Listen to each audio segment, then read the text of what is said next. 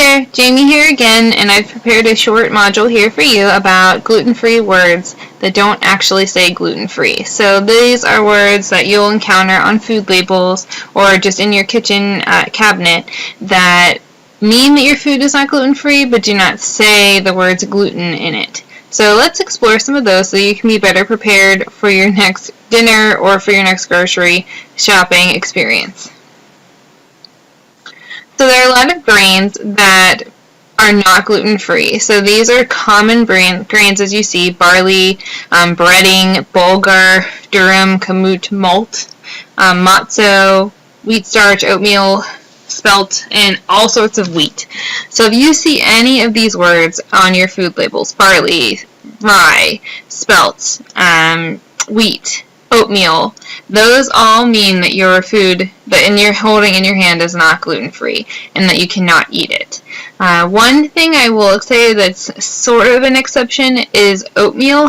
Oatmeal, if it is processed and refined and it is processed in a gluten-free facility, it is considered to be gluten-free, but that will specifically say that on the label when you look at it. So what it will say, this oatmeal is gluten-free and it was processed in a completely 100% gluten-free facility.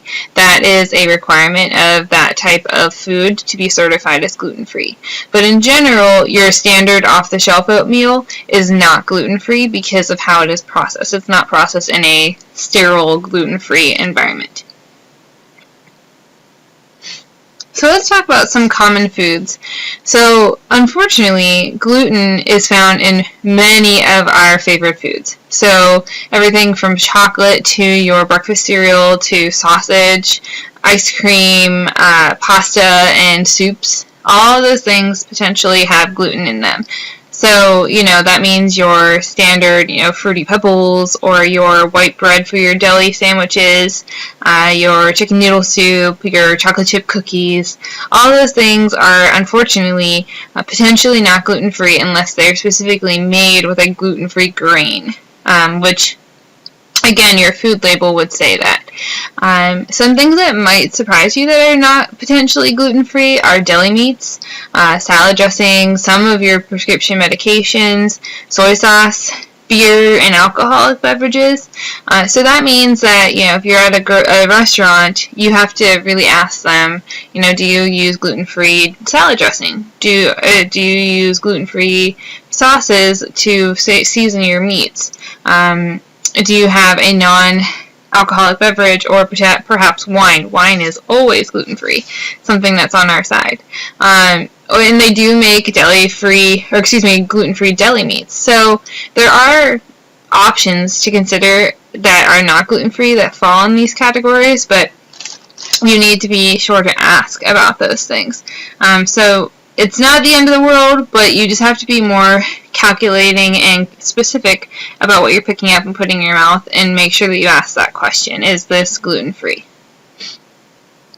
So again, just some photos of foods that we love to eat that we need to be careful about. So your standard off-the-shelf chicken noodle soup or your spaghetti and meatballs is not going to be gluten-free, but you can make these dishes gluten-free. So that means buying gluten-free chicken broth and buying gluten-free noodles, and making sure that when you mix those meatballs that you have bought gluten-free bread to mix in with the meatballs and gluten-free pasta to mix in with your spaghetti. So all those things can be substituted for gluten-free options, but generally when you walk into the grocery store and pick up that Campbell's chicken noodle soup, it's not going to be gluten-free.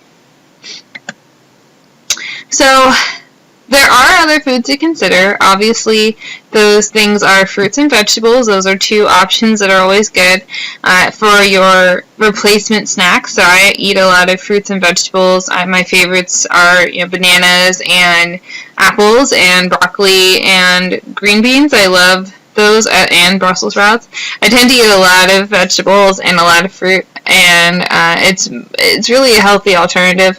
It is one of the reasons why some people that go on a gluten-free diet just to go gluten-free, so they may not have a health condition related to it, they see that they lose weight because they're eliminating a lot of bread and a lot of crackers and pastas, and they're substituting it for more healthier options like fruits and vegetables.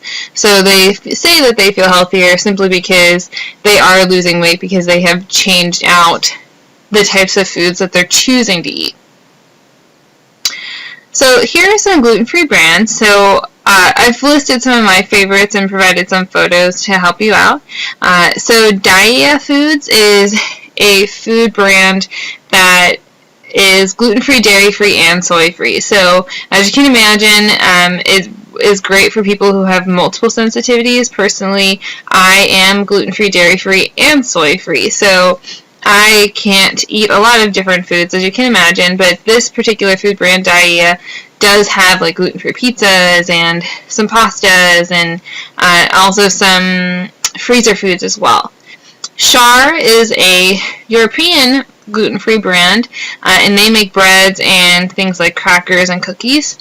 So if you're in Europe, like Italy for example, you might see Char. It's also in the United States, obviously, but you'll see it abroad as well.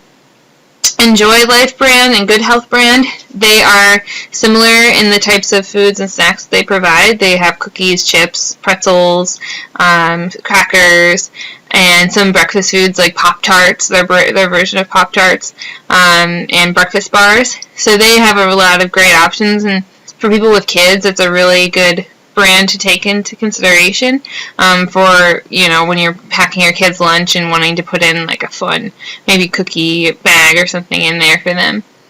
Udi's is a bread brand, and so they do a lot of breads and muffins. So for those of us who still like sandwiches and toast and bagels, they make all of those, and I can testify that in the last several years it has gotten a lot better. So they've really, I don't notice much of a difference anymore.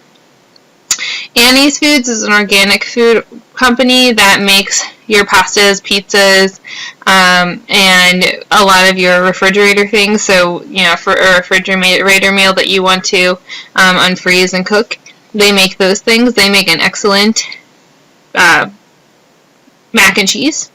It is not dairy-free, but it is gluten-free, and it's awesome. General Mills, so your Cheerios, has gone gluten-free, and they have several cereal options now for us.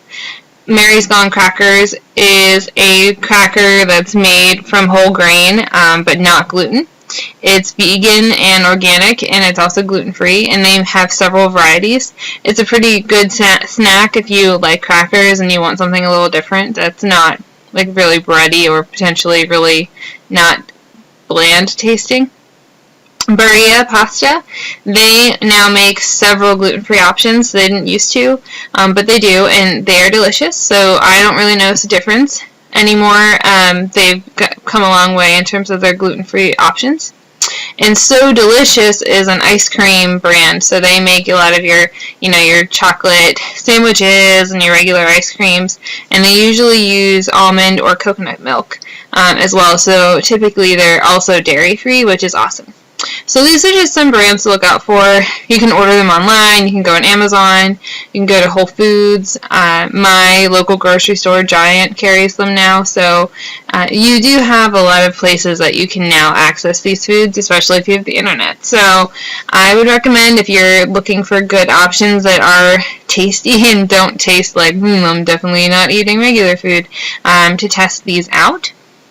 So next I have a couple knowledge checks for you to help you get a little bit more ingrained into your memory these words and types of foods. So let's take a minute or two to go over those knowledge checks, and we will finish up the module.